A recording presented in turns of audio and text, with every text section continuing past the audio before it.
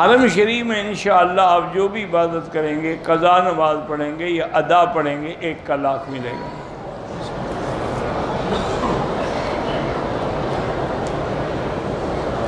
صفا مروہ پر چکر لگاتے ہوئے اگر وضو کی ضرورت پڑتے، جا کے وضو کر کے پھر شروع کر دیں۔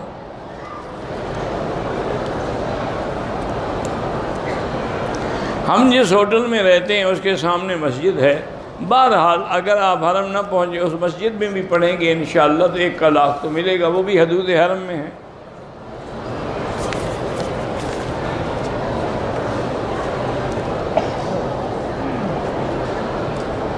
اگر کوئی آدمی اپنے ذمے لگا لے کہ میں نے اگر یہ غلطی کی تو 2 رکعت پڑھوں گا، ٹھیک ہے، پڑھتا رہے تاکہ اس کی اصلاح ہو جائے۔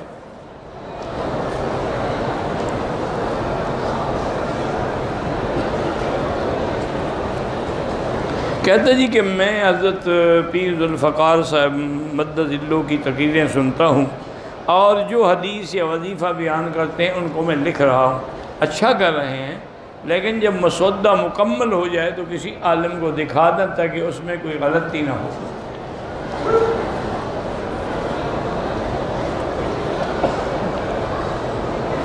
قضاء عمری تخفیف سے نہیں پڑھی جاتی، جو قضا ہیں اسی طرح پوری نماز پڑھنی ہو۔ میرے والد صاحب بہت بوڑھے ہیں، سردی بہت زیادہ ہے، وہ گھر میں بھی نماز پڑھ سکتے ہیں، معذور ہیں۔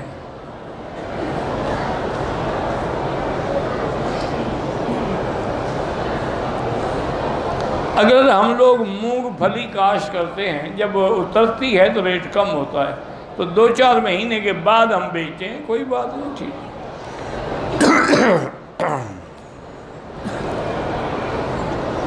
کوئی آدمی بدعات میں ہو تو اس کو کسی اہل سنت والجماعت عالم کے درس میں بٹھایا کریں تاکہ ان کی صحبت میں وہ ٹھیک ہو جائے۔